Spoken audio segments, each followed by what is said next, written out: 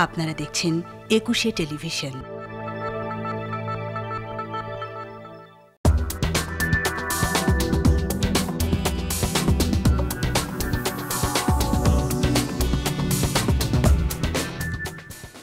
আমন্ত্রণ জানাচ্ছি প্রিয় দর্শক, 21 রাতে সংস্কার নিয়ে নানান ধরনের কথাবার্তা হচ্ছে। আমাদের প্রধান উপদেষ্টা তিনি নিজেও বলেছেন যে সংস্কারের পর নির্বাচন, কিন্তু কি ধরনের সংস্কার হবে, কতটা সংস্কার হবে এবং সংস্কারগুলো আদৌ হতে পারবে কিনা, যেসব চ্যালেঞ্জ সামনে রয়েছে কিংবা কী ধরনের চ্যালেঞ্জ মোকাবেলা করতে হবে, এসব বিষয় নিয়ে আমরা কথা বলবো। এই বিষয়ে আলোচনার জন্য আমাদের 21 স্টুডিওতে আজ উপস্থিত রয়েছেন ছাত্র ইউনিয়নের সাবেক সভাপতি, সিপিবির কেন্দ্রীয় নেতা শরীফুজ্জামান শরীফ, রয়েছেন জিয়াউর রহমান ফাউন্ডেশনের লিগ্যাল এইড সেলের সদস্য সচিব আশরাফ জালাল খান মনন। আমি শরীফুজ্জামান শরীফ, প্রথমে যদি আপনার কাছে প্রশ্ন করি যে আসলে 10টি বিষয় যে সংস্কার কমিশন গঠন হয়েছে, 1.5 মাস হয়ে গেল, আগামী 31শে ডিসেম্বরের মধ্যে তারা প্রতিবেদন দাখিল করবে, সরকারের কাছে সুপারিশ করবে বিভিন্ন বিষয়ে, কিন্তু সুপারিশ করলেই কি সব হয়ে গেল? বিশেষ কোনো চ্যালেঞ্জ কি রয়েছে এই কমিশনগুলোর সামনে? আপনাকে ধন্যবাদ, দর্শক শ্রোতাদেরকে ধন্যবাদ, আমার সাথের আলোচকের শুভেচ্ছা। আপনি প্রশ্ন দিয়ে শুরু করেছেন, আমি সরাসরি উত্তর দিই, অবশ্যই চ্যালেঞ্জ রয়েছে। যে সংস্কারগুলো তারা করার কথা বলছে, এই সংস্কার কিন্তু এটি বাস্তবায়নের দায়িত্ব হচ্ছে রাজনৈতিক সরকারের, কারণ এই সরকার তো আর অনন্তকাল থাকবে না। এবং যে ধরনের আমাদের রাজনীতি অর্থনীতিতে যে ক্ষয় ঘটেছে গত 15 বছরে, এর ভেতর থেকে এই ক্ষয়টাকে সেরে তোলার জন্য আপনার একটা সময় লাগবে। ইকোনমি আর এক বালতি পানি আপনি পুকুর থেকে ভরে নিয়ে আসবেন এক জিনিস না। আমাদের প্রত্যেকটা জায়গায় অনেকগুলো সমস্যা আছে এবং সেগুলো সমাধান করার জন্য চ্যালেঞ্জগুলো আছে। সরকার কতগুলো ইতিবাচক উদ্যোগ গ্রহণ করেছে এবং যে প্রত্যাশাগুলো মানুষের, যে এই জায়গাগুলোতে পরিবর্তন দরকার, কিন্তু একই সঙ্গে পরিবর্তনের যে পরিসীমাটা, এটি আপনি অনেকটা বাড়িয়ে ফেলছেন। আমার ধারণা আপনার যতটুকু শক্তি আছে, আপনার পাওয়ারটা শুরুতেই অ্যানালাইসিস করা দরকার ছিল, অ্যাসেসমেন্ট করা দরকার ছিল। আপনি কতদূর যেতে পারবেন, আপনার নিজস্ব লোকবল, আপনার যে টিম, সেই টিম কতদূর নিয়ে যেতে পারবে এই গাড়িটাকে টেনে নিয়ে, এই অ্যাসেসমেন্টটা থাকা দরকার ছিল। এবং সময় যত যাচ্ছে আপনি চ্যালেঞ্জগুলো দেখছেন, আহতরা প্রপার ট্রিটমেন্ট পাচ্ছেন না, যারা শহীদ হয়েছেন তাদের সবার কাছে যাওয়া যাচ্ছে না। আজকেও কোথায় যেন একটা পত্রিকায় দেখলাম যে আহত হয়েছেন প্রায় 3 মাস, এখন পর্যন্ত সরকারের পক্ষ থেকে কেউ কোনো সহযোগিতা করেনি বা কোনো খোঁজও নেয়নি। প্রথম আলোতে অনেকে আছেন, অসংখ্য ঘটনা আছে, এবং এই ঘটনাগুলো আছে বলেই তো আপনি রাত্রে 3টার সময় 4টার সময় উপদেষ্টাদের 4জন 5জন করে যেতে হচ্ছে।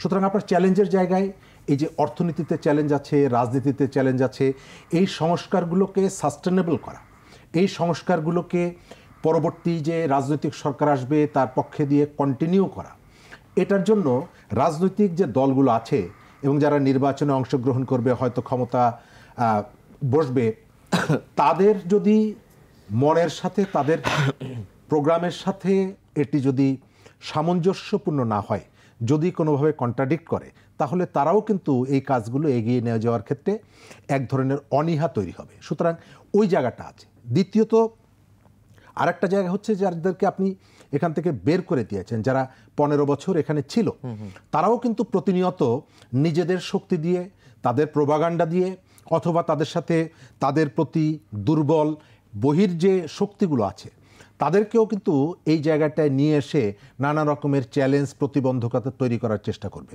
আমি গত 2-3 দিন ধরে একটা ভিডিও দেখছি, ভারতের একটা বাংলা চ্যানেল, এটি অনেকেই দেখছেন, রিপাবলিক টিভি, এবং তারা বাংলাদেশের স্বাধীনতা সার্বভৌমত্বের বিরুদ্ধে যেভাবে কথা বলছে, আমি একেবারে স্পেসিফিক করে বলি, চট্টগ্রাম বন্দরকে দেখিয়ে বলছে যে এই বন্দরটা যদি আমাদের এখানে আসে তাহলে আমাদের এই জায়গায় আমরা নৌ রুটের সুবিধাটা পাবো। অর্থাৎ একটা মিডিয়া কোনোভাবেই পার্শ্ববর্তী একটা দেশের, একটা স্বাধীন দেশের একেবারে স্পর্শকাতর অথবা কোনো এক বিন্দু জমি নিয়েও, ভূমি নিয়েও এই ধরনের প্রশ্ন করতে পারে না, কিন্তু একটা মিডিয়া এই প্রশ্নগুলো করেই যাচ্ছে। আমি এই অনুষ্ঠানের পক্ষ থেকে সরকারের দৃষ্টি আকর্ষণ করছি। আমি মনে করি যে এই বিষয়টি সরকারের দৃঢ়ভাবে প্রতিবাদ করা দরকার, প্রয়োজনে তাদের যে প্রতিনিধি এখানে আছে তাদেরকে ডেকে জিজ্ঞেস করা দরকার যে সেই দেশের একটা মিডিয়া বাংলাদেশের চট্টগ্রাম বন্দরকে দেখিয়ে কিভাবে বলে যে এটি তাদের কাছে চলে গেলে এই ঘটনাগুলো ঘটবে। অর্থাৎ আমি আপনাকে বলতে চাচ্ছি যে এই জায়গাটায় চ্যালেঞ্জের মাত্রাটা কিন্তু বহুমাত্রিক। সুতরাং সরকারকে এই বিষয়টাকে খুবই মনোযোগী হতে হবে এবং সরকারের মধ্যে যে ক্রমশই অস্থিরতা, অস্বস্তি এবং তাদের মধ্যে যে বিবাদগুলো, বিরোধগুলো সামনে আসছে, এই বিরোধগুলো আমি মনে করি, আমি বিরোধ শব্দটি ব্যবহার করব, চ্যালেঞ্জের জায়গায় এটি নতুন আরও একটি চ্যালেঞ্জ এসে যুক্ত করেছে। টিম ওয়ার্কটা যেভাবে হওয়ার কথা ছিল আমরা দেখতে পাচ্ছি টিম ওয়ার্কটা সেইভাবে হচ্ছে না। সর্বশেষ হচ্ছে, আপনি যদি শহরের মধ্যবিত্তের ড্রয়িং রুমের ইস্যুগুলো অনবরত যদি অ্যাড্রেস করেন, আমি এই সংস্কার প্রক্রিয়ার মধ্যে অনেকগুলো জায়গায় দেখছি যে শহরের মধ্যবিত্তের ড্রয়িং রুমের ইস্যু, আমাদের পত্রিকার যে সম্পাদকীয়, উপসম্পাদকীয়, স্টাডি সার্কেলের যে ইস্যু, ঢাকা বিশ্ববিদ্যালয়ের মধুর ক্যান্টিনের পেছনে স্টাডি সার্কেলে যে আলোচনাগুলো হয়, সেই ইস্যুগুলো আপনি এই সংস্কারের জায়গাটায় প্রায়োরিটি দিচ্ছেন। গ্রামের গরিব মানুষ ঠিক এই মুহূর্তে দিনাজপুরে পেঁয়াজ লাগানোর জন্য বীজ খুঁজে পাওয়া যাচ্ছে না, আলু লাগানোর জন্য বীজ খুঁজে পাওয়া যাচ্ছে না। মানে গ্রামের বিভিন্ন জায়গায় পল্লী বিদ্যুতের যে অনিয়মগুলো রয়েছে, দ্রব্যমূল্যের যে ঊর্ধ্বগতিটা রয়েছে, আইন শৃঙ্খলা পরিস্থিতি, আপনি এই জায়গাটায় যদি অ্যাড্রেস না করেন তাহলে কোনোভাবেই আপনার এই সংস্কার কার্যক্রম সাস্টেনেবল হবে না। আমি একটু আশরাফ জালাল আপনার মন্তব্য জানতে চাই যে চ্যালেঞ্জগুলো আসলে কোথায় হতে পারে। যে নিশ্চয়ই আমরা আন্দাজ করতে পারছি কী ধরনের রিপোর্ট প্রকাশ মানে জমা দেওয়া হবে সরকারের কাছে সংস্কারের জন্য, কিন্তু চ্যালেঞ্জ তো তার আগ থেকে আমরা বুঝতে পারছি কোথায় কোথায় রয়েছে। আপনার মতে কি কোথায় কোথায় রয়েছে? জি, ধন্যবাদ আপনাদের সবাইকে এবং দর্শক শ্রোতাদের সবাইকে। আমি প্রথমেই একটি কথা বলতে চাচ্ছি যে এই যে সংস্কারের যে বিষয়টা, বর্তমানে যে সংস্কারের বিষয়টা আমরা দেখছি, এই সংস্কারের দাবি কিন্তু বাংলাদেশের ৭১ সালের পর থেকে সংস্কার করার প্রক্রিয়া কিন্তু শুরু হয়েছিল। শহীদ প্রেসিডেন্ট জিয়াউর রহমান ১৯ দফা দিয়েও কিন্তু দেশের সংস্কারের কথাই বলেছেন। এদেশের একটি অবকাঠামোগত চেঞ্জ উনি করতে চেয়েছিলেন, যেটার ফলশ্রুতিতে বাংলাদেশ জাতীয়তাবাদী দল বিভিন্ন সময় ক্ষমতায় এসেছেন এবং সেই সব তারা করার চেষ্টা করেছে। দেখেন, এই জুলাই আগস্ট গণ অভ্যুত্থানে আমি এটাকে আসলে স্বাধীন বলতে চাই না, আমরা বলতে চাই এটা গণ অভ্যুত্থান হয়েছে। এই গণ অভ্যুত্থান কিন্তু প্রথমে ছিল ৯ দফাতে। ৯ দফা থেকে সেটা ১ দফা যখন রূপান্তরিত হলো, সেটা ছিল রাজনৈতিক সিদ্ধান্ত, যেটা আপনারা গণমাধ্যমে তখনও দেখেছেন, আমরাও বলেছি। তারপর প্রফেসর ডক্টর ইউনূস সরকার গঠন করলেন এবং ছাত্র জনতা সবাই মিলেই আমরা কিন্তু তাকে অ্যাকসেপ্ট করে নিলাম। এবং আমাদের দেশনায়ক জনাব তারেক রহমান বারবার বলেছে এই সরকারকে ব্যর্থ হতে দেয়া যাবে না। আমরা কিন্তু এই সরকারকে সার্বিকভাবে মানে সাহায্য করার জন্য প্রস্তুত আছি এবং ভবিষ্যতেও থাকব। আমাদের যে প্রবলেমটা, যে এই সংস্কারের যে বিষয়গুলো, যে 10টা কমিটি তারা করেছে, এই সংস্কার কমিটিতে কাদেরকে নিচ্ছে, তারা কতটা রাজনৈতিক চিন্তা ভাবনার বাইরে গিয়ে তারা সঠিকভাবে সংস্কার করবে। আর সবচেয়ে বড় কথা, এই সরকার তো এটা সুনির্দিষ্ট সময়ের জন্য এসেছে, যদিও তারা স্পেসিফিকেশন করেনি, বাট এই স্পেসিফিক এই ছোট সময়টার জন্য তারা যে কবে নির্বাচন দিবে এটা যদি বলে দিত, তাহলে সংস্কারের যে এই বৃহৎ দায়িত্বটা এটা তাদের ঘাড়ে নিতে হতো না। আমরা তাদেরকে স্বাগত জানাই, আমরা ছাত্র জনতার গণঅভ্যুত্থানে যারা যারা এই মুহূর্তে দায়িত্বে আছেন আমরা তাদেরকে স্বাগত জানাই, কিন্তু আমরা বলতে চাচ্ছি যে এইখানকার সংস্কার করতে গিয়ে এমন না হয়ে যায় পরবর্তীতে এই কাজগুলোকে বৈধতা দেয়া না দিয়ে নিয়ে একটা প্রবলেম, মানে প্রশ্ন চলে আসে। তাই আমার কাছে মনে হয় আমরা যদি কাজটাকে স্পেসিফিক করি, ইতিমধ্যে ভাই বলেছেন, আমরা যদি স্পেসিফিক করে ফেলি যে হ্যাঁ নির্বাচন এই সময় হবে, আমরা এই পুলিশ প্রশাসনের এই সংস্কার প্রয়োজন, আইন মন্ত্রণালয়ের এই সংস্কার প্রয়োজন, আমরা অর্থনীতিতে এইভাবে সংস্কার করতে চাই, আমরা বাজেটের ব্যাপারটা আমরা এইভাবে সংস্কার করতে চাই, এইভাবে করলে ভালো হয়। ওনারা যদি আমাদেরকে আইডিয়া দেন, আমি আমাদেরকে বলতে বোঝাচ্ছি বাংলাদেশের রাজনৈতিক দলগুলোকে যারা নির্বাচনমুখী, আইডিয়া দেন, সেইভাবে গণতান্ত্রিক একটি রাজনৈতিক দল সরকার গঠন করে তাদের এই আইডিয়াটাকে বাস্তবায়ন করবে, সেটাই না এই সরকারের সবচেয়ে বড় সফলতা হতে পারত। এই সরকারের সফলতা তো এইভাবে হবে না, যদি ওনারা সংস্কার করলেন, ওনারা বললেন, কিন্তু সেটা যদি এই দেশের মানুষ অ্যাকসেপ্ট না করে নেয়, তাহলে তো আমরা যাই বলে যাই না কেন, আলটিমেটলি জুলাই আগস্টের গণঅভ্যুত্থানের যে মানুষের যে চাহিদা সেটা কিন্তু পূরণ হতে পারছে না। আলটিমেটলি তারা সংস্কারের আইডিয়া দিতে পারেন, এবং আমাদের কাছ থেকে যেমন ছায়া গভর্নমেন্ট হিসেবে অন্যান্য পলিটিক্যাল পার্টিগুলো থেকে মন্তব্য নিতে পারতেন যে আপনাদের একটা সংস্কার কমিটি করেন। ইতিমধ্যেই বাংলাদেশ জাতীয়তাবাদী দল 6টি সংস্কার কমিটি করেছে।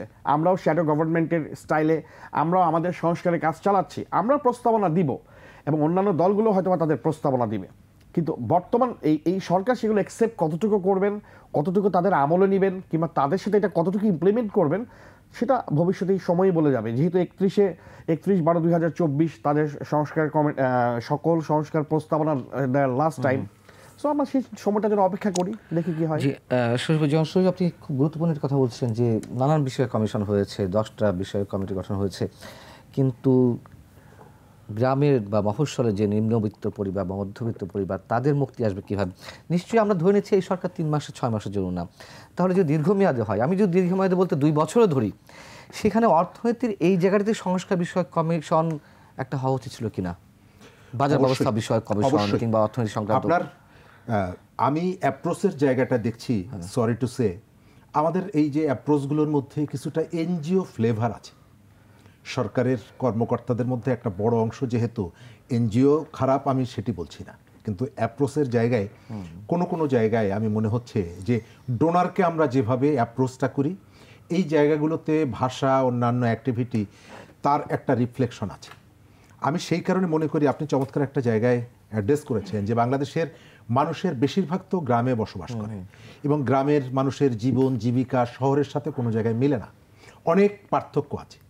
আমরা এই ঢাকা শহরে অনেক সমস্যার কথা বলি, যে সমস্যাগুলোর সঙ্গে রিক্সাওয়ালারা, শহরে যে ট্রাফিক জ্যাম, এর একটা বড় কারণ বলা হয় যে রিক্সাওয়ালারা রাস্তা বন্ধ করে থাকে, ফুটপথ এই জায়গাগুলোতে দোকান নিয়ে বসে থাকে। অর্থাৎ শহরের মানুষের যে বিড়ম্বনায় পড়তে হয় প্রতিনিয়ত, তার একটা বড় কারণ আমরা বলি যে এই গরিব মানুষ। তো আমি যেটাকে অন্যভাবে বলি যে সব দোষ নন্দ ঘোষ, এই গরিব মানুষের কথা। কিন্তু এই মানুষগুলো কিন্তু গ্রাম ছেড়ে তারা যে শহরে আসছেন, প্রতিনিয়ত কাজের জন্য আসছেন, এবং এই শহরটায় শিক্ষার থেকে ভিক্ষা, প্রতিটি কাজের জন্য আপনার এই শহরটায় আসতে হয়। এই গ্রামের মানুষকে কিভাবে আপনি গ্রামে তার সার্ভিসটা দিতে পারেন? আমাদের এখানে স্বাস্থ্য খাত, আপনি দেখবেন যে থানা পর্যায়ে যে হসপিটালগুলো আছে, আসলে এটি নামকা ওয়াস্তে একটা ভবন আছে। কোনো থানা শহরে গিয়ে আপনি চিকিৎসা সেবাটা আপনি পাবেন না। এই যে শহরের মানুষগুলো প্রতিনিয়ত দেশের বাইরে চলে যাচ্ছে, গ্রামের মানুষগুলো শহরে আসছে, এই যে শহরমুখী যে প্রবণতা, এটি বন্ধ করা দরকার। এবং এটি বন্ধ করতে হলে আপনার সেই ধরনের কতগুলো পরিবর্তন আনা দরকার। গ্রামের মানুষের প্রতিনিয়ত যে সংকটগুলো, এই সংকটের একটা বড় সংকট হচ্ছে কৃষি। এবং এখন কৃষি কিন্তু শুধুমাত্র আমি একটা পরিবারের ভরণ পোষণের জন্য কিন্তু কৃষি কাজ করে না, আমাদের কৃষিটা কিন্তু একটা বাণিজ্যিক কৃষি। এবং আমাদের এখানে বলা হয় যে আমাদের স্টেট পলিসি কি? স্টেট পলিসি হচ্ছে প্রাইভেট সেক্টরকে প্রমোট করা। বাংলাদেশের সবথেকে বড় প্রাইভেট সেক্টর হচ্ছে কৃষিখাত। কিন্তু আপনি দেখবেন যে কৃষিকে টিকিয়ে রাখার জন্য, কৃষিকে প্রমোট করার জন্য যে পলিসিগুলো আছে, সেই পলিসিগুলো কিন্তু কৃষক বান্ধব না। এবং সেই কারণে এই কৃষক যে উৎপাদন করে, প্রতি বছর তাকে নানাভাবে মার খেতে হয়। আপনি কৃষি উৎপাদিত একেবারে কৃষি অঞ্চলের যে পণ্যের দাম, শহরে তার থেকে অনেক গুণ বেশি। কেন? অনেকগুলো হাত বদল হয়। আপনি যদি এই কৃষকের কাছে এই বাজারটা নিয়ে যেতে পারতেন, যে বাজারে কৃষক দ্রুত তার এক্সেসটা এনশিওর করা যেত, তাহলে এই যে ভোক্তা এবং কৃষক উৎপাদক, তার মধ্যে এই যে দামের যে পার্থক্যটা, এবং এর কারণে ভোক্তাও ক্ষতিগ্রস্ত হচ্ছে, কৃষকও ক্ষতিগ্রস্ত হচ্ছে, সেই জায়গাটা কিন্তু আমরা অ্যাড্রেসটা করছি না। আমাদের পলিসির জায়গায় ওই জায়গাটা নেই। তা না হলে আপনি কেন এই সময়কালে আপনার পেঁয়াজের বীজ, আলুর বীজ বা অন্যান্য যে সবজির বীজ, সেটি আপনাকে 3 গুণ 4 গুণ বেশি দামে কিনতে হবে? আমাদের কৃষি এর বিকাশ ঘটেছে সত্য, কিন্তু আমি এইটাকে বিভিন্ন সময় বলি যে আমাদের কৃষির বিকাশটা হচ্ছে অভাবের সংসারের কিশোরী কন্যার মতো। ও যেমন অবহেলা অনাদরে বেড়ে ওঠে, আমাদের কৃষিটা যে বিস্তৃত হচ্ছে, কৃষি যে নিজের পায়ে দাঁড়াচ্ছে, এর পেছনে রাষ্ট্রের প্রণোদনা যতটুকু, তার থেকে নিজের উদ্যোগটা অনেক গুণ বেশি। কৃষি বিকশিত হচ্ছে নিজের উদ্যোগে। এবং এই কৃষক, আমি যে প্রাইভেট সেক্টরের কথা বললাম, একজন শিল্পপতি, একটা জায়গায় ইনভেস্ট করলে 2 বছর 3 বছর পরে তিনি যখন দেখেন যে সেখান থেকে প্রফিটটা প্রপার আসছে না, তিনি কিন্তু শিফট করে অন্য জায়গায় চলে যান। এই কৃষকের অন্য জায়গায় যাওয়ার সুযোগ নেই। আপনার মনে আছে, সব জায়গা থেকে আমি জিজ্ঞেস করছি, আপনার মনে আছে যে ওই করোনার সময় একজন কৃষক গেঞ্জির উপরে কলম দিয়ে লিখেছিলেন যে আর করব না ধান চাষ, দেখি তোরা কি খাস। আপনি খোঁজ নিয়ে দেখেন, তার পরের বছরও যদি কৃষিতে তার লস হয়ে থাকে, সেই কৃষক কিন্তু মাঠে যাওয়া বন্ধ করেনি।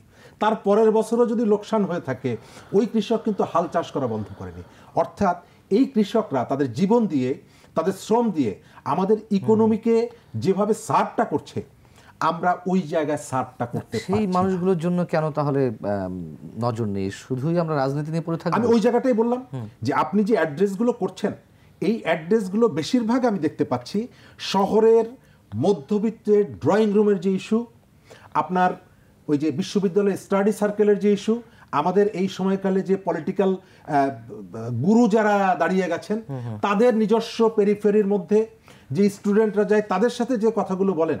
আপনি গ্রামের আমাদের ইকোনমি, আপনি যদি ইকোনমির কথা বলেন, আমি দেখি যে বাংলাদেশের ইকোনমি টিকে আছে 3 গরিবের উপর।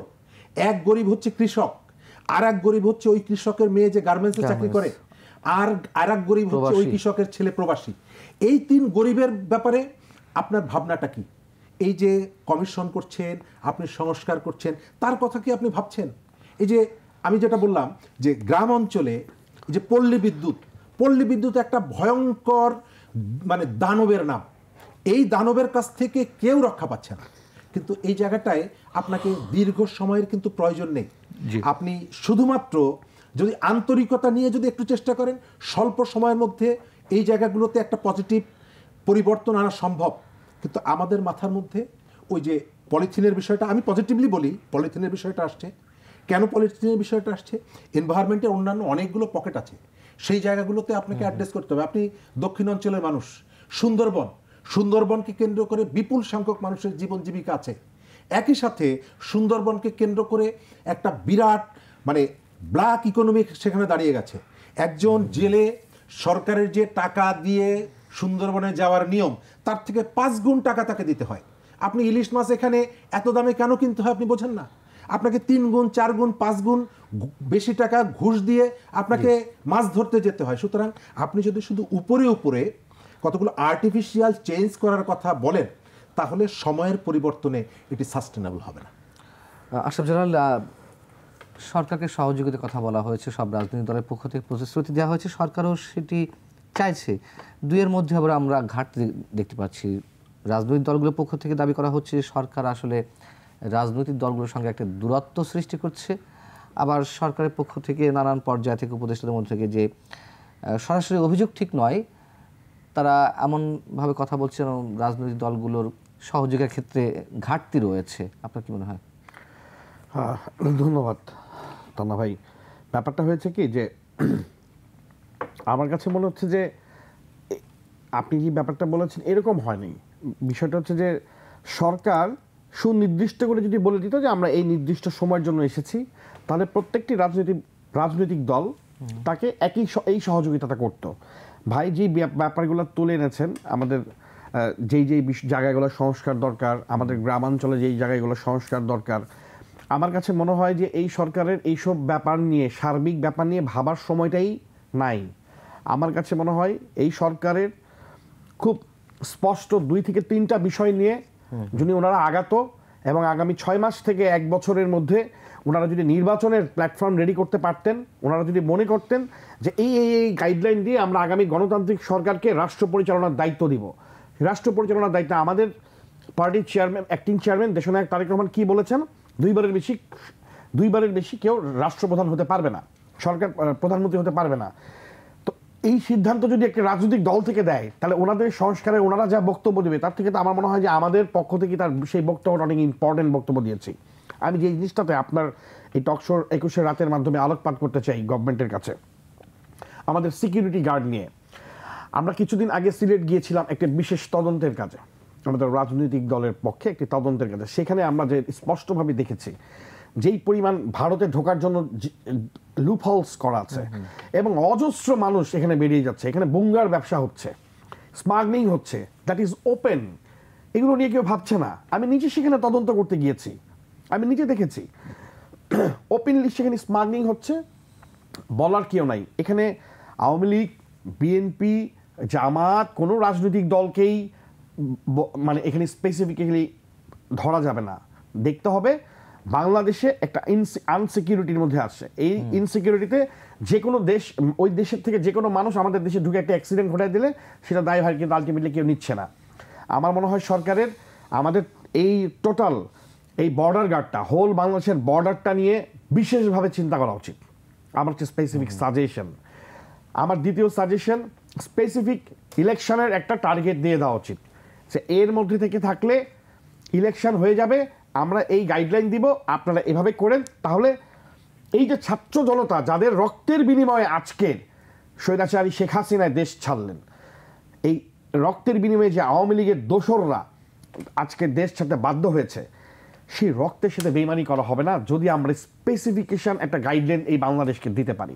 তাহলেই বাংলাদেশের রাজনৈতিক দল যেই ক্ষমতা আসুক, যে সঠিক ইলেকশনের মাধ্যমে যে রাজনৈতিক সরকার গঠন করবে, সে ওই গাইডলাইনকে ফলো করতে পারলেই এই রক্তের সাথে বেইমানি করা হবে না এবং এই রক্তের সার্থকতা আসবে বলে আমি মনে করি। আর আরেকটা কথা, সেটা হচ্ছে যে এই যে মেগা প্রজেক্ট, এখন যদি কোনো বড় ধরনের মেগা প্রজেক্ট ধরা হয়, সেগুলো শেষ করতে তো 2 বছর, 3 বছর, 4 বছর লাগবে। এখানে দলের একটা ম্যান্ডেট প্রয়োজন, রাষ্ট্র ক্ষমতায় আপনাকে নিতে হলে একটা ম্যান্ডেট প্রয়োজন। আমাদের এইটা ম্যান্ডেট ছিল সারা বাংলাদেশের ওই মুহূর্তে শেখ হাসিনা থাকবে না, বাট এর পরের পার্টটা কি? শেখ হাসিনা 15 বছর কার উপর অত্যাচার করেছে? 15.5 বছর। অবশ্যই তার মতের সাথে অমিল সকল মানুষের উপরে অত্যাচার করেছে। তার মধ্যে সবচেয়ে বেশি নির্যাতনের শিকার হচ্ছে বাংলাদেশ জাতীয়তাবাদী দল, এবং বাংলাদেশ জাতীয়তাবাদী দল সহ অন্যান্য সকল বিরোধী মতামতের প্রত্যেকই নির্যাতনের শিকার। সুতরাং এই যে আন্দোলন, ছাত্ররা নেতৃত্ব দিয়েছে, কিন্তু তার সাথে আন্দোলনটা কারা করলো? সারা বাংলাদেশের আপামর জনতার জনগণ করেছে। প্রত্যেকটি রাজনৈতিক দল সক্রিয়ভাবে ভূমিকা পালন করেছে। সুতরাং আমরা বলতে চাই যে সকলে মিলে একটি সুন্দর বাংলাদেশ গড়তে হলে অবশ্যই আমাদের সুনির্দিষ্টতা প্রয়োজন বলে আমি বিশ্বাস করি। সংস্কার এই শব্দগুলোতে এখন এত বেশি ব্যবহৃত হচ্ছে, এখন এই শেষটা আসলে কোথায়? মানে সবাই বলছেন যে একটা যৌক্তিক জায়গায় গিয়ে সংস্কারটা করে নির্বাচন দিতে হবে। মানে যদি স্পেসিফিক্যালি বলি, কেউ বলছেন পুলিশের যতটুকু সংস্কার করা দরকার, কেউ বলছেন নির্বাচন কমিশনের কিছু সংস্কার করা দরকার, এবং সংবিধান সংস্কারের প্রসঙ্গ পাশাপাশি আসছে। সংবিধান সংস্কারের জায়গাটি কোথায় হাত দিলে আপনার মনে হয় যে একটা সাময়িক একটা মানে কি বলা যায়, একটা প্রলেপ দেওয়া যেতে পারে, নাকি পুরোপুরি সংস্কার দরকার? প্রথম জায়গাটা হচ্ছে যে আমাদের একটা পরিবর্তন যে দরকার, এই পরিবর্তনটা শুরু হওয়া দরকার রাজনীতি থেকে, এবং রাজনৈতিক পরিবর্তনের জন্য আপনার এখানে একটা রাজনৈতিক সরকার দরকার। বাংলাদেশের গত 15 বছরে মানুষের আপত্তির জায়গাটা ছিল সে তার ভোটাধিকার হারিয়েছিল। আপনার প্রথম প্রায়োরিটি হচ্ছে, ফার্স্ট প্রায়োরিটি আপনার পাবলিকের হাতে রাষ্ট্র ক্ষমতা তুলে দেওয়া। এটি কিভাবে তুলে দিবেন? পাবলিকের ভোটাধিকারটা দিবেন, পাবলিক ভোটাধিকার প্রয়োগের ভেতর থেকে আপনি নির্বাচনটা করবেন এবং একটা সরকার ক্ষমতায় আসবে। নির্বাচন করার জন্য কি কি দরকার? নির্বাচন করার জন্য আপনার পুলিশ প্রশাসন দরকার, নির্বাচন পরিচালনার জন্য সিভিল ব্যুরোক্রেসিকে এটাকে ইফেক্টিভ করা দরকার, আর ইলেকশন কমিশন দরকার। নির্বাচনের কাজটা কিন্তু সচিবালয় থেকে হয় না, ইলেকশন কমিশন থেকে হয়, এবং ইলেকশন কমিশনের কিন্তু আলাদা সচিবালয় আছে। সুতরাং তার যে ক্যাপাসিটিটা একেবারে কম না, তার একটা নির্বাচন করার এতদিন আমরা নির্বাচন কমিশনকে তো সচিবালয়ের দিকেই তাকিয়ে থাকতে দেখেছি, মূল যে সচিবালয়। অর্থাৎ সেই জায়গাটায় আপনি যদি তারকে যে ধরনের লজিস্টিক সাপোর্টগুলো দরকার সেই সাপোর্টগুলো যদি দেন, তাহলে তার একটা নির্বাচনের পথে যাত্রা করা সম্ভব। আমরা কিন্তু বিভিন্ন জায়গায় দেখতে পাচ্ছি সময় ক্ষেপণের একটা প্রবণতা আমরা দেখছি। আপনি সার্চ কমিটি করে 4 জনের নাম ঠিক করবেন, আপনি 15 দিন 20 দিন সময় লাগাচ্ছেন। রাজনৈতিক দলগুলোর কাছ থেকে নামগুলো নিলেন 2 দিনের মধ্যে, তারপরে আপনি এখন 15 দিন সময় লাগছে আপনার। অর্থাৎ এই কাজগুলো কিন্তু দ্রুত সময়ের মধ্যে করা যেত। আমি কালকেই নির্বাচন সম্ভব এটি বলছি না, কিন্তু নির্বাচনের জন্য একটা যৌক্তিক সময় দরকার। আপনি অনন্তকাল বসিয়ে রাখবেন সেটি সম্ভব না, আপনাকে একটা নির্দিষ্ট সময়ের দিকে যেতে হবে। দ্বিতীয় জায়গাটা হচ্ছে সংবিধান। সংবিধান কোনো জায়গায় সংবিধানের পরিবর্তন দরকার, কিন্তু আমাদের এখানে একটা ভুল ব্যাখ্যা দেওয়া হয়, মানুষের সামনে তুলে ধরা হয় যে এই সংবিধান মেনে একটা সরকার দানবীয় সরকার হয়েছে। আমি সেটি মনে করি না। সংবিধান যদি আপনি পড়েন, বাংলায় লেখা আছে, কোন কোন জায়গায়, প্রত্যেকটা জায়গায় স্পষ্ট করা আছে, প্রজাতন্ত্র মালিক হইবে দেশের জনগণ, জনগণ তার ভোটাধিকার প্রয়োগ করবে। শেখ হাসিনা কি 15 বছরে সেই ভোটাধিকারের সুযোগ দিয়েছিল? না।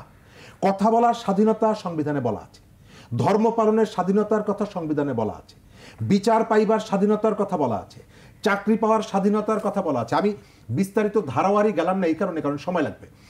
এই প্রত্যেকটা বিষয় সংবিধানে স্পষ্ট করে বলা আছে। আপনি এখন এসে বলছেন যে এই সংবিধান মানার কারণে সে দানবীয় হয়ে গেছে। নো, সংবিধান তিনি মানেননি বলেই তিনি এক্সট্রা পাওয়ার এক্সারসাইজ এখানে করেছেন। এই 15 বছর শেখ হাসিনার সরকার যদি সংবিধান মানত, তাহলে তার দানবীয় সরকার হওয়ার সুযোগ ছিল না। আপনি এখন আপনার মনের মতো করে একটা সংবিধান যদি প্রণয়ন করার জন্য এই সংবিধানকে বাতিল করে দিয়ে নতুন কোনো কিছু এসে চাপিয়ে দেন, এই সংবিধানটাকে পাশ করতে হবে পার্লামেন্টে পাশ করতে হবে। রাজনৈতিক দলগুলোর মধ্যে ঐক্যমত্য যদি না থাকে, আপনি দেখছেন ইতিমধ্যেই বিভিন্ন বিষয়ে তাদের মধ্যে দ্বিমত আছে। এমনকি আজকে আমি শুনলাম যে রাজনৈতিক দল জামাত ইসলামের আমির বলেছেন যে প্রতিদিন আপনারা ফ্যাসিবাদ বলবেন না আওয়ামী লীগ, কিন্তু অন্য পক্ষ কিন্তু তাকে প্রতিদিন বৈষম্য বিরোধী ছাত্র আন্দোলন প্রত্যেকটা বক্তব্যের মধ্যে অন্তত একজন মিনিটের মধ্যে কয়েকবার ফ্যাসিবাদ বলছে। অর্থাৎ এই যে মতের যে অমিলগুলো আপনি দেখছেন, রাজনৈতিক দলগুলোর মধ্যে সমন্বয়হীনতা আছে, অবিশ্বাস আছে। এই অবস্থার মধ্যে আপনি সংবিধান পরিবর্তন করে একেবারে সমস্ত মানুষের কাছে গ্রহণযোগ্য একটা সংবিধান এই সময়ের মধ্যে প্রণয়ন করা সম্ভব না। তার অর্থ হচ্ছে বিষয়টা যদি জটিল হয়, তাহলে আমার ধারণা যে এই নির্বাচন বিলম্বিত হবে। কেউ কেউ হয়তো চায় যে নির্বাচন বিলম্বিত হোক, একটু বেশি সময় যদি থাকে, তাহলে এর ভেতর থেকে একটা অসৎ যে শক্তিটা এখনো অপেক্ষায় আছে, তারা এর ভেতরের থেকে কতগুলো সুবিধা গ্রহণ করার জন্য চেষ্টা করবে। দর্শক, আমরা আলোচনায় ফিরছি খুব শিগগিরই একটা ছোট বিরতি পরে।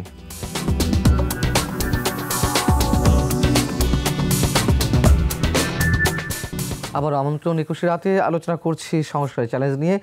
আশরাফ জালাল, আপনার কাছে প্রশ্ন, যে বিএনপির পক্ষ থেকে তো এখনো পর্যন্ত স্পেসিফিক কোনো সংস্কারের জন্য কোনো প্রস্তাব দেওয়া হয়নি যে কোথায় কোথায় সংস্কার। শুধু আমরা শুনছি যে নির্দিষ্ট পরিমাণ বা একটা নির্বাচন করতে যতটা সংস্কার প্রয়োজন, এতটুকু করে একটা নির্বাচনের দিকে যাওয়া উচিত সরকারের। কিন্তু সেই মিনিমাম লেভেলের সংস্কার কোথায় কোথায় করা উচিত, এটা কিন্তু আমরা এখনো শুনি। তাদের উচিত ছিল না একটা সংস্কারের প্রস্তাব দেওয়া যে এই জায়গায় সমস্যাগুলো হওয়া উচিত? জি, ধন্যবাদ আপনাদেরকে। আমি এই কথাটা বলার আগে আমি একটা কথায় আসছি, সেটা হচ্ছে যে আপনি দেখেন বাংলাদেশের যে ভোটাধিকার, এটা নিয়ে কিন্তু সর্বপ্রথম যে প্রোগ্রামটি হয় 2023 সালে বিএনপি আয়োজিত তারুণ্যের সমাবেশ। বাংলাদেশের মানুষ এবং বাংলাদেশের তরুণ যে 7 কোটি ভোটার আছে, এই ভোটারদের জন্য প্রথম প্রোগ্রাম হয় তারুণ্যের সমাবেশে। এবং সেখান থেকে আমরা বোধ করি আজকের এই জুলাই আগস্টের বিপ্লব পর্যন্ত মানুষের সেই আকাঙ্ক্ষাটা কাজ করেছে যে আমরা ভোট দিতে চাই। দীর্ঘ 15 বছর কোনো ভোটাভুটি হয় নাই, নিঃসন্দেহে কেউ ভোট প্রয়োগ করার কল্পনাও করতে পারে নাই যে একটা সঠিক ভোট দিবে। আমি নিজে বাংলাদেশ সুপ্রিম কোর্টের একজন আইনজীবী, এখানেও ভোটাধিকার চলে গিয়েছিল, দখল করে নিয়েছিল আওয়ামী লীগ। ঢাকা বার অ্যাসোসিয়েশন সহ বাংলাদেশের সকল বারগুলোতেও দখল করেছে। জাতীয় ভোটের কথা তো স্বপ্নেই ভাবা যায় না। তো সেই প্রেক্ষাপটে এই ভোটাধিকারের যে আন্দোলন, সেই আন্দোলনের সর্বচূড়ান্ত ধাপ ছিল গত 2023 সালের এই সময়ে তারুণ্যের সমাবেশের মাধ্যমেই আজকের দিনটা আমরা দেখতে পেরেছি বলে আমার কাছে মনে হচ্ছে, এবং আমরা সেটাই বোধ করি। আপনি যে প্রশ্ন করলেন সংস্কারের বিষয়ে বিএনপির স্টেপগুলো কী কী, আমি আপনাকে দায়িত্ব নিয়ে বলছি। বাংলাদেশ জাতীয়তাবাদী দল ইতিমধ্যেই 6টি সংস্কার কমিটি করেছে এবং আরও 2-1টি সংস্কার কমিটি করার প্রক্রিয়াতে আছে। সেই সংস্কার কমিটি ইতিমধ্যেই কাজ করছে দায়িত্ব নিয়ে। সেখানে দুদক থেকে শুরু করে রাষ্ট্রযন্ত্রের প্রতিটি অর্গানকে কেন্দ্র করে আমাদের বিএনপির সর্বোচ্চ নীতি নির্ধারণ কমিটি এবং তার সাথে বাংলাদেশের বিশিষ্ট শিক্ষক থেকে শুরু করে বিভিন্ন পর্যায়ের সিনিয়র পার্সনদেরকে নিয়ে, কিন্তু অভিজ্ঞদেরকে নিয়ে বিএনপি একটা সংস্কার প্রস্তাবনা দিচ্ছেন।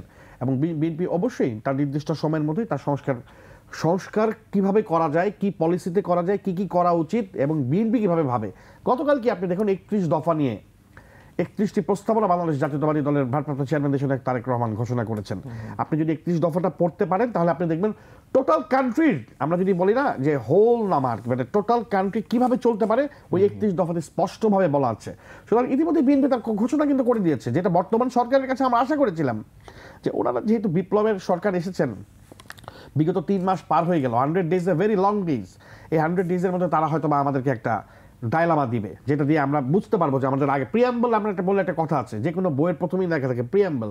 তো এই 100 দিন পরে যদি আমরা একটা প্রিয়াম্বল যদি পেতাম যে হ্যাঁ এতদিন পরে ইলেকশন হবে, এতদিন পরে এই হবে, এতদিন পরে এই হবে, সেই জিনিসগুলো আমরা যদি পেতাম, আমরা মনে করতাম যে না ঠিক আছে, আমরা হোক সেটা 6 মাসের জায়গায় 1 বছর হোক, 1.5 বছর হোক, 2 বছর হোক, ইলেকশন তো হবেই, দিতেই হবে, there is no alternative way.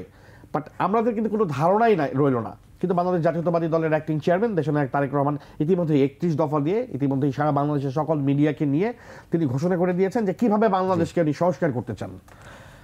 শরীফ, এই সংস্কার কার্যক্রম করতে গিয়ে আমরা দেখছিলাম যে রাজনৈতিক দলগুলোকে দূরে রাখার একটা প্রক্রিয়া শুরু হয়েছে। এটা রাজনৈতিক দলগুলোর পক্ষ থেকেই আসছে, সরাসরি তাদের কাছে তাদের সাথে আলোচনা বসা হচ্ছে না, তাদের লিখিত প্রস্তাব নেওয়া হবে। সেই জায়গায় কি এটি এই দূরত্ব সৃষ্টি হওয়াটা কি মানে চ্যালেঞ্জের কোনো কারণ হতে পারে? সরকারের সবথেকে বড় চ্যালেঞ্জ হচ্ছে রাজনৈতিক দলগুলোর সমর্থনটা তার পক্ষে রাখা। কারণ এই সরকারটা নির্বাচিত সরকার না, রাজনৈতিক দলগুলো এবং ছাত্র নেতারা তাদের মতামতের ভিত্তিতে সরকারটা দায়িত্ব গ্রহণ করেছে। সুতরাং এই জায়গাটা আপনাকে খেয়াল রাখতে হবে যে আমরা অবশ্যই যে কাজটা করা দরকার, সরকারকে অবশ্যই খেয়াল রাখতে হবে। আমরা যে সমর্থনটা তাদেরকে দিয়েছিলাম, সেই সমর্থনটা ধরে রাখার জন্য সরকারের আন্তরিকতাটা সবথেকে গুরুত্বপূর্ণ। সেই আন্তরিকতা রক্ষার জন্য সরকার কি উদ্যোগগুলো গ্রহণ করছে। চ্যালেঞ্জের জায়গাটা অবশ্যই চ্যালেঞ্জ আছে। এই সমর্থনটা যদি ধরে রাখতে না পারে তাহলে আপনি দেখবেন যে অনেকগুলো জায়গায় পরিবর্তনটা হতে বাধ্য। আমি দেখতে পাচ্ছি যে রাজনৈতিক দলগুলোর মধ্যে সন্দেহটা তৈরি হচ্ছে, এক। দ্বিতীয়ত হচ্ছে যারা দায়িত্বে আছেন তাদের মধ্যে দুটো অংশর উপস্থিতি আমি দেখছি। একটি অংশ রেগুলার কতগুলো অ্যাক্টিভিটি করতে চান, আর ছাত্র নেতাদের ভেতর থেকে যারা এসেছেন তাদের ভেতরে একটা হিডেন রাজনীতি আছে।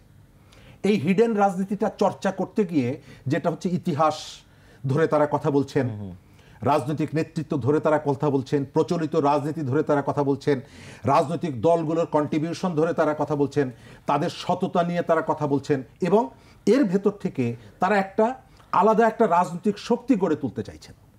অর্থাৎ যখন আপনি দেখবেন যে এই ছাত্র নেতারা আমাদের সাপোর্ট নিয়ে এই জায়গাটায় এসেছিলেন, এখন সেখান থেকে তারা শিফট করেছেন, তখন কিন্তু আপনার মনের মধ্যে সন্দেহ তৈরি হবে। এবং মেইন স্টেক হোল্ডার যাদের সাপোর্ট নিয়ে সরকার দায়িত্বে আছেন, এই রাজনৈতিক দলগুলো যখন দেখবেন যে আপনার মনের মধ্যে একটা কাউন্টার রাজনীতি গড়ে তোলার ইচ্ছা আছে। আপনি ঢাকা বিশ্ববিদ্যালয়ে বৈষম্য বিরোধী ছাত্র আন্দোলন মিছিল মিটিং করতে পারবে, কিন্তু জাতীয়তাবাদী ছাত্র দল সেখানে পোস্টার লাগাতে পারবে না। এই প্র্যাকটিসটা যদি আপনি কন্টিনিউ করেন, 7ই নভেম্বরে ছবি টানাতে পারবে না। এই প্র্যাকটিসটা যদি আপনি কন্টিনিউ করেন, ছাত্রদল তো এই প্রশ্নটা তুলবে যে এই গণঅভ্যুত্থানে আমার এক বিপুল সংখ্যক কর্মী শহীদ হয়েছে, কিন্তু তার ভেতর থেকে অর্জিত বিজয় তুমি একা কেন ভোগ করতে চাও, আমাকে কেন স্পেস দিতে চাও না। এই কথাগুলো কিন্তু উঠবে। যে কথাগুলো ওঠার মতন একটা স্পেস পেরিফেরি এই ছাত্র নেতারা কিন্তু ইতিমধ্যেই তৈরি করে দিচ্ছেন। সুতরাং সরকারের কাছে সব থেকে বড় চ্যালেঞ্জ হচ্ছে এই রাজনৈতিক নেতৃত্বের সমর্থনটা ধরে রাখা। আশরাফ জাবের, আপনি কোথায় ত্রুটি দেখছেন অন্তত সংস্কারের ক্ষেত্রে যেভাবে মানে প্রস্তাবের ক্ষেত্রে এগিয়ে যাচ্ছে, সেক্ষেত্রে রাজনৈতিক দলগুলোকে আরো একটু বেশি ইনভলভ করা দরকার ছিল কিনা এই কাজে? নিঃসন্দেহে আরো বেশি করে ইনভলভ করা উচিত ছিল। এবং এখন যেই পর্যায়ে যেই প্রক্রিয়া হচ্ছে, এই যে দেশে যে এক একজনের এক এক মতামত, এটা অবশ্য স্বাধীন বাংলাদেশে সবাই সবার মতামত দেবে, এটাকে আমরা স্বাগত জানাই। কিন্তু আমার মনে হয় প্রফেসর ইউনূস অত্যন্ত জ্ঞানী একজন মানুষ, উনি এদেশের অত্যন্ত সম্মানিত এবং আমাদের সকলের শ্রদ্ধেয় একজন মানুষ।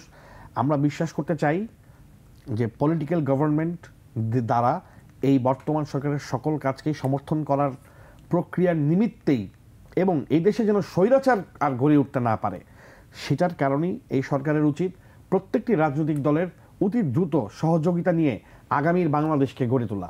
আমাদের তো একটাই চাহিদা, এই বাংলাদেশে আমরা স্বাধীন মতামত দিতে পারবো, আমরা দুবেলা মুঠো খেতে পারবো, আমরা স্বাধীনভাবে পেশা চালিয়ে যেতে পারবো। আমাদের যেটা হয়েছে আওয়ামী লীগ সরকারে, আমরা আদালতে মামলা করতে গিয়েছি, সামান্য মামলাতে মানে মার্ডার কেসও না, যে attorney general deputy attorney general যে আপনার কি বলে অ্যাপিল করে দিবে তাও না, একটা নর্মাল 11 গয়ের মামলা, আমরা যেটাকে বলি হাজব্যান্ড ওয়াইফের কোয়ারেলের যে মামলা, সেই মামলাতেও আমরা বিএনপির আইনজীবী দাঁড়িয়েছি, সেখানে ডিএজি সাহেবরা আপিল করে দিয়েছেন। মানে কি আমার পেটে লাথি দিয়েছেন ভাই, দীর্ঘ 17 বছর আমরা পেটে লাথি খেয়েছি, আমরা এখনো ধৈর্য ধরে আছি যেন একটা সুন্দর বাংলাদেশ হয়। বাংলাদেশ সুন্দর পথে এগিয়ে যাচ্ছে বলে আমরা বিশ্বাস করি। আমরা চাই আমাদের দেশনায়ক জনাব তারেক রহমান একটি কথা, লাস্ট কথা উনি বলেছেন, আমরা সেই কথাকে ধারণ করি, সেটা হচ্ছে এই সরকারকে ব্যর্থ হতে দেওয়া যাবে না। আমরা সকলেই এই সরকারের সাথে আছি। এই সরকার যাতে সুন্দর করে একটা নির্বাচন দিয়ে গণপ্রজাতন্ত্রী বাংলাদেশ সরকারকে একটা রাজনৈতিক দল হিসেবে, রাজনৈতিক দল যেন বাংলাদেশকে শাসন করতে পারে, সেই ব্যবস্থা এই সরকার করুক, আমরা সেটাই কামনা করছি। ধন্যবাদ। সংকটটা কোথায় দেখছেন? একটা সন্দেহে শরীফুজ্জামান শরীফ বলছেন একটা সন্দেহের দানা বাঁধছে, সন্দেহটা আসলে কেন তৈরি হচ্ছে?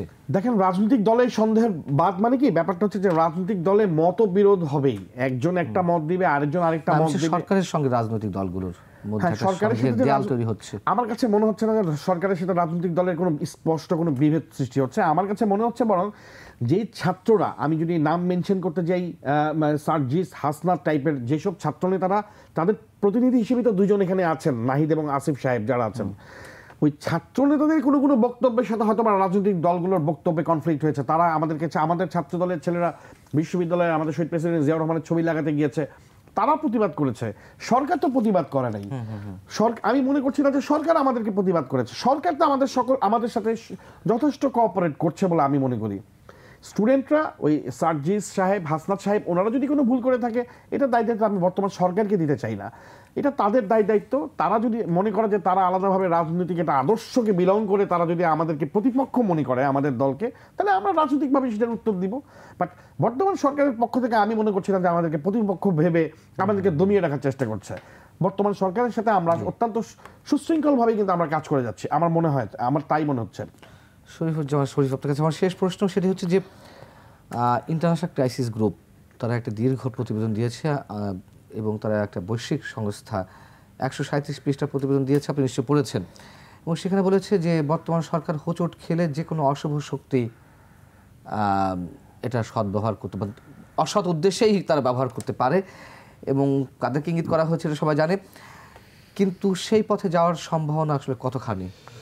যদি আমরা বলে আসছি বর্তমান সরকারের সহযোগিতা না করলে এবং বর্তমান সরকার সফল না হলে আমরা চরম খেসাও দিতে হবে। আমরা চাই নাই সরকার ব্যর্থ হোক। তো সরকার যদি নিজে ব্যর্থ হওয়ার জন্য কোনো গ্রাউন্ড তৈরি করে, আপনি তো তাকে জোর করে থামিয়ে রাখতে পারবেন না। প্রথম দিন থেকেই আমরা বলে আসছি যে সরকারের এক কেন্দ্র থেকে পরিচালিত হওয়া দরকার। আমি এখন পর্যন্ত দেখতে পাচ্ছি সরকারের একাধিক কেন্দ্র, ছাত্রনেতাদের প্রতিনিধি সরকারের সাথে থাকার পরেও ছাত্রনেতারা প্রতিদিন বলছে যে আমরা অবজারভার হিসাবে রাজু ভাস্কর্য থেকে সরকারকে অবজার্ভ করছি, এবং সেখান থেকে কতগুলো বক্তব্য আসছে যে বক্তব্যগুলো আসলে সরকারের জন্য বিব্রতকর। আমরা কখনো কখনো ঘোষণা শুনছি প্রয়োজনে সশস্ত্র হব, সশস্ত্র অভ্যুত্থানকে কেউ ব্যর্থ করে দিতে গেলে আমরা কাউন্টার অ্যাটাক করব। এই জায়গাগুলো মানুষের মধ্যে শঙ্কা তৈরি করছে, আতঙ্ক তৈরি করছে। এই বক্তব্যগুলো আমি মনে করি যে আপনি যখন একটা দায়িত্ব নেবেন তখন আপনাকে প্রতিনিয়ত প্রত্যেকটা কথা বলার ক্ষেত্রে আপনার খুবই হিসেব করে সংযত কথা বলা দরকার। আপনি সশস্ত্র বিদ্রোহ করবেন নাকি কি করবেন সেটি আপনার মনের ভেতরে থাকা দরকার, এটি পাবলিকের কাছে নিয়ে যাওয়ার দরকার নেই। রাস্তায় যেভাবে কথা বলা যায়, পতাকা লাগানো গাড়িতে এসে নেমে মিডিয়ার সাথে সেইভাবে কথা বলা যায় না, অনেকগুলো দায়িত্ব থাকতে হয়। আমি এই জায়গাটায় দায়িত্বশীল হওয়ার অনুরোধ করি। আর আপনি অন্য যে চ্যালেঞ্জের জায়গাগুলোতে বলেছেন, হ্যাঁ এই সরকার ব্যর্থ হচ্ছে তো অনেকেই চায়, এবং সরকারের দায়িত্ব হচ্ছে সেই চাওয়াটা পূরণ করবে কি করবে না এটি নির্ধারণ করবে সরকার। সরকারকে রাজনৈতিক দলগুলো যে সহযোগিতাটা করছে এখন পর্যন্ত, এই সহযোগিতাটা সরকার ধরে রাখতে পারবে কিনা সেটিও নির্ভর করছে সরকারের উপরে। জনগণ যেভাবে সরকারের পাশে আছে, সরকার যদি জনগণের প্রত্যাশা অনুযায়ী কাজ করে, তাদের সেন্টিমেন্টটা যদি ওন করে, তাহলে জনগণের সাথে গ্যাপ হওয়ার কথা না। কিন্তু আমরা দেখতে পাচ্ছি জনগণের সাথে অনেকগুলো জায়গায় ইতিমধ্যেই গ্যাপ তৈরি হয়েছে। জি, আশা জালাল, আপনার কিছু বলা থাকলে আপনি বলতে পারেন। দেখেন, এই আমাদের এই আজকের এই টক শোতে অনেকগুলো ব্যাপার চলে আসছে। আমি একটা কথা আনতে চাই, সেটা হচ্ছে যে এই সরকারের সমর্থন তো ছাত্রদের পক্ষ থেকে আসছে। মূলত আমরা তো দেখি ছাত্রদের প্রতিনিধি তারা দিয়েছে। প্রথম থেকে আমার একটা প্রশ্ন ছিল, তারা কি পারতো না যে জাতীয়তাবাদী ছাত্র দলের ঢাকা বিশ্ববিদ্যালয়ের, আমাদেরও তো ছেলে ছিল, তারা তো আন্দোলনে ছিল সক্রিয়ভাবে, আমাদের ছেলেরা তাদেরকে কাউকে উপদেষ্টা করে এখানে নিয়ে যেতে? তারা কি পারতো না শিবিরের কাউকে নিয়ে এখানে বসাতে? তারা কি পারতো না ছাত্র ইউনিয়নের কাউকে নিয়ে যেতে? আসলে তারা তা করেনি। তারা সম্পূর্ণ তাদের নিজেদের মতো করেছে, আমরা সেটাকে শ্রদ্ধা জানাই। এখানে রাজনীতি থেকে তারা সম্পূর্ণ মুক্ত আছে। আমার প্রশ্ন হচ্ছে, সারা দেশে আপনি দেখেন জাতীয়তাবাদী ছাত্রদল এবং জাতীয়তাবাদী যুবদল, স্বেচ্ছাসেবক দল সারা বাংলাদেশে প্রতিটি জেলায় উপজেলায় যাচ্ছে, মানুষের সাথে কথা বলছে এবং মানুষকে আস্থা দিচ্ছে যে এই দেশ একটি শান্তিপূর্ণ অবস্থায় যাচ্ছে। 31 দফার দাওয়াত নিয়ে যাচ্ছে, যারা আহত হয়েছে, নিহত হচ্ছে, তাদের পরিবারের কাছে যাচ্ছে। আমি জানতে চাই, এই আমাদের যারা বারবার আমাদেরকে যারা হুঁশিয়ারি দেয়, আমি মিডিয়াতে দেখছি বিপ্লব এবং প্রতি বিপ্লবের কথা, তারা কি যাচ্ছে এই অসহায় মানুষদের কাছে যারা নিহত হয়েছে, আহত হয়েছে? বারবার কি তারা কিন্তু সারা দেশে ঘুরছে না, তারা ওই রাজু ভাস্কর্যে বসে চিৎকার চেঁচামেচি করে। আমি বলবো যে তারা আমাদের সন্তান তুল্য, তারা আমাদের কাছে সাহায্য নিবে, আমরা তাদের সাহায্য নিব, তারা আমাদের পথ দেখাবে, আমরা তাদের পথ শুনবো। কিন্তু আমরা চাই সুন্দর একটি বাংলাদেশ গড়ে তুলতে। তাদের বয়সের কারণে হয়তো বা তারা কিছু উল্টাপাল্টা, মানে তাহলে ওলট পালট কথা হতে পারে, বাট আমার মনে হয় যে আমরা রাজনৈতিক শিষ্টাচার বজায় রেখে যদি আমরা এই বাংলাদেশকে পরিচালনা করতে চাই, আরও আমাদেরকে সহনশীল হয়ে রাজনৈতিক ভূমিকা পালন করতে হবে। অনেক ধন্যবাদ আশরাফ জালাল, ধন্যবাদ শরীফুজ্জামান শরীফ। দর্শক, শেষ করছি। এই ছিল আজকে আলোচনা। ভালো থাকুন, শুভরাত্রি।